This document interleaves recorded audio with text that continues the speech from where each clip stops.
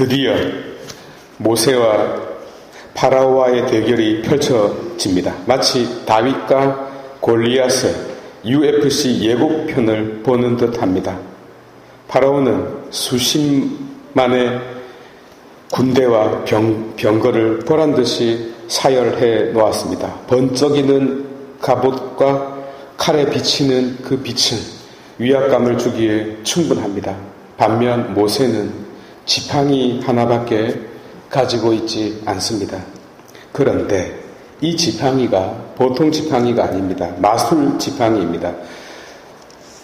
테슬라의 앨런 머스크가 직접 설계했다고 전해지는 그 지팡이는 손오공처럼 분신도 하고 자동적으로 지가 알아서 움직여서 코브라를 잡아 삼켜버렸습니다.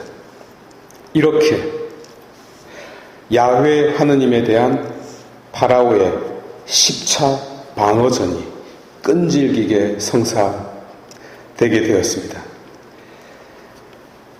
모세의 지팡이가 파라오의 뱀들을 먹었지만 눈 하나 깜짝하지 않았습니다. 오히려 이집트에서 뱀들이 없어지니까 사람들이 좋아라 했습니다. 그래서 첫 번째 방어전이 시작됩니다. 나일강을 빨갛게 피로 물들어 버렸습니다. 그러나 파라오는 빨간색 염료로 그 손실을 만회합니다. 그러자 모세는 두 번째로 황소 개구리 수천 마리를 보냈습니다.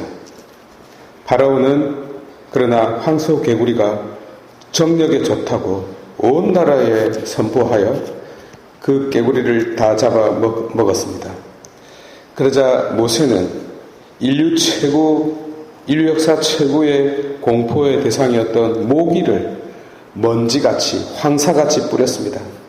이 모기가 발가락을 물거나 발바닥을 물어보십시오. 미치는 거죠. 그러나 파라오는 박쥐를 풀어서 그 모기를 잡아먹게 만들고 그 똥에 소화되지 않는 모기 눈깔을 구할 수 있도록 했습니다. 그래서 그거를 중국에 수출해서 엄청난 값으로 경제적 손실을 방어해냅니다. 그러자 모세는 이제 등에 소위 피를 빨아먹는 흡혈파리와 같은 이 등에를 쏟아 붓습니다. 그러나 파라오는 그 이의 간을 빼먹고 나머지는 에프킬라로 간단하게 조졌습니다. 그러자 모세는 이제 가축들의 흑사병으로 가축들을 몰살시켰습니다. 그러나 파라오는 백설탕으로 먹여서 치료를 하죠. 이번에는 악성 종기를 이렇게 돋아나게 만듭니다. 괴양 같은 거예요. 노란 고름들이 오글보글 얼굴에 나오지 않습니까? 파라오는 일본제 칼로 그것을 찢어서 슈크림 빵을 만들어서 그 손실을 만회합니다. 그러자 파라오는 이제 주먹만한 우박을 터뜨려서 머리는 깨지고 집은 작살나고 온갖 농사를 다 망쳐버리죠. 그러나 파라오는 그 우박으로 아이스크림 장사를 하여 또한 만회합니다. 그러자 메뚜기를 엄청나게 보내서 모든 농작물을 다 쓸어버리죠. 그러나 메뚜기를 반찬을 해 먹으면서 방어해내죠. 그리고 마지막 9번째는 암흑천지로 이집트를 덮어버립니다. 그러나 파라오는 오스람 정구를 발명하여 그 어둠을 밝혀버렸습니다. 아무리 해도 공격이 되지 않는 것입니다. 그래서 최후로 마지막 공격을 하느님께서 준비합니다. 성경은 출애굽이 일어날 수밖에 없는 순간을 기록했습니다. 바로 이 사실에 주목하시기 바랍니다. 바로 이것이 유월절이 만들어진 이유입니다. 이 유월절은 과월절 그리고 파스카 지나간다는 뜻이지 않습니까? 양과 염소의 피를 두 문설주와 상인방에 발랐습니다. 그래서 14일 날 저녁이 되면 고기와 누룩 없는 빵과 쓴 나물을 함께 먹습니다. 누룩 없는 빵은 시간이 없다는 뜻이고, 쓴 나물은 우리 인생의 고통을 뜻하겠습니다. 그리고 이 고기는 어린 양 혹은 맏아들이 되겠습니다. 고기를 물에 삶아 먹을 시간이 없는 거죠. 그래서 삶아 먹지 말라 그럽니다. 그래서 저는 돼지고기 수육을 별로 좋아하지 않습니다. 불에 구워 먹는 걸 좋아합니다. 그리고 이걸 먹을 때 허리에 띠를 메고 신을 신고 지팡이를 짚고 급하게 먹어야 되는데, 바로 이 희한한 축제를 영원히 지키라고 명령합니다. 이게 무엇이냐면 결과론적인 이야기인데요.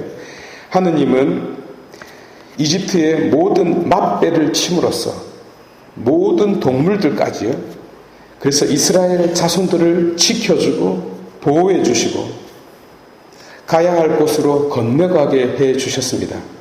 많은 사람들이 이렇게 잘못 알고 있습니다. 그렇지 않습니다. 그렇게 되면 하느님은 공의로운 분이 아니 되고 맙니다.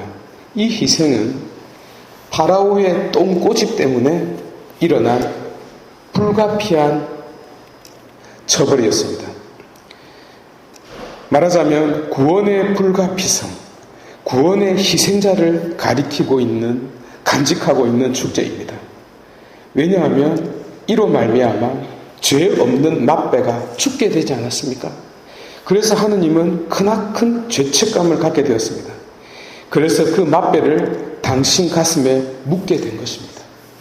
이 죄 없는 맏배가 결국 당신의 독생 성자 그리스도와 결합되지 않습니까?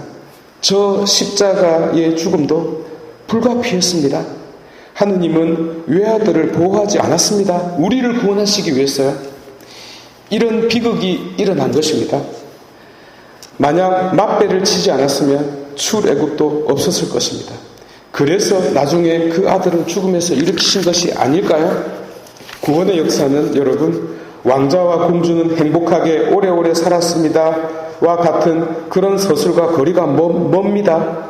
선택하지 않을 수 없는 긴박함이자 읍참 마속처럼 눈물을 삼키면서 아무 죄 없는 자까지 죽여야 하는 결단이 바로 구원의 역사입니다. 여러분, 사랑의 하느님요, 양산장에 가서 알아보시기 바랍니다. 아기 예수님이 태어났을 때에도 매번 역사에서 반복되던 그 눈물, 라마에서 통곡 소리가 들렸습니다. 구세주의 탄생으로 무죄한 아이들이 죽임을 당했습니다. 여러분, 그런데 여기서는 반대로 구원의 하느님께서, 생명의 하느님께서, 사랑의 하느님께서 맏배를 쳐버렸습니다. 이스라엘의 맏배는 치지 않았다고요? 누가 그래요? 철저하게 내리쳤습니다.